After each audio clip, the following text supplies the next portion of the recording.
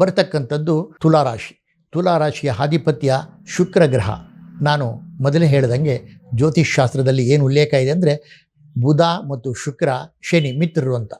6, 8, 5 ಏನು ಈ ಸಂಖ್ಯಾಶಾಸ್ತ್ರ ಇದೆ, 5, 6, 8 ಹೇಗೆ ಒಂದು ಸಮಮಿತ್ರರೋ ಹಾಗೆ ಶನಿ ಮಹಾತ್ಮನಿಗೆ ಶುಕ್ರ ಗ್ರಹ ಅತಿ ಮಿತ್ರಗ್ರಹ ಆಗಿರೋದ್ರಿಂದ ತುಲಾರಾಶಿಗೆ ಅಷ್ಟೇನು ಕೆಟ್ಟ ಫಲ ಕೊಡಲ್ಲ ಅಂತ ಖಂಡಿತ ಹೇಳ್ಬೋದು.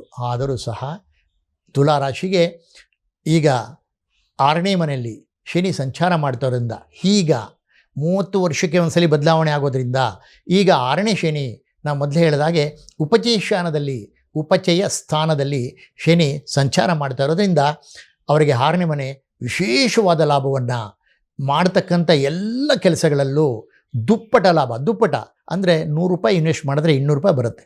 1 ಲಕ್ಷ ರೂಪಾಯಿ ಹಾಕಿದ್ರೆ 2 ಲಕ್ಷ ಬರುತ್ತೆ. 1 ಕೋಟಿ ಇನ್ವೆಸ್ಟ್ ಮಾಡಿದ್ರೆ 2 ಕೋಟಿ ಬರುತ್ತೆ. ಈ ರೀತಿಯ ಒಂದು ವ್ಯವಹಾರಗಳಲ್ಲಿ ಅಧಿಕ ಲಾಭವನ್ನು 6ನೇ ಮನೆಯಲ್ಲಿ ಕೊಡುತ್ತೆ. ಎಲ್ಲಿವರೆಗೂ 30 ತಿಂಗಳು ಅವರಿಗೆ ವಿಶೇಷವಾದ ಲಾಭ ಇರುತ್ತೆ ಅಂತ ಖಂಡಿತ ಹೇಳ್ಬೋದು. ಈ ಒಂದು ತುಲಾರಾಶಿಯ ವಿಶೇಷ ಫಲಗಳು, ಶುಕ್ರ ಆಲ್ರೆಡಿ ಅವರಿಗೆ ಮಿತ್ರಗ್ರಹ, ಶನಿ ಮಿತ್ರ ಮತ್ತು ಬುಧ ಮಿತ್ರ ಆಗಿರೋದ್ರಿಂದ ಆ ಮಿತ್ರತ್ವದ ಜೊತೆಗೆ ಉಪಚಯ ಸ್ಥಾನದಲ್ಲಿ ಸಂಚಾರ ಮಾಡ್ತೋದ್ರಿಂದ ಇವತ್ತು ದ್ವಾದಶ ರಾಶಿಗಳಲ್ಲೇ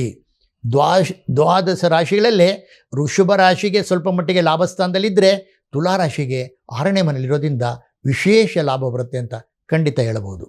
ಅದರಿಂದ ತುಲಾರಾಶಿಯ ನಂತರ ನಾನು ಕೇವಲ ದ್ವಾದಶ ರಾಶಿಗಳಲ್ಲಿ ಮುಖ್ಯಾಂಶಗಳನ್ನು ಮಾತ್ರ ವಿಶ್ಲೇಷಣೆ ಮಾಡ್ತಾ ಇದ್ದೀನಿ. ಏಕೆಂದರೆ 27 ನಕ್ಷತ್ರಗಳನ್ನು ಗಣನೆಗೆ ತಗೊಂಡು ಹೇಳೋದಾದರೆ ಬಹಳಷ್ಟು ಸಮಯ ತಗೊಳುತ್ತೆ. ಆದರೆ ಅದರ ಅಗತ್ಯ ಇಲ್ಲ.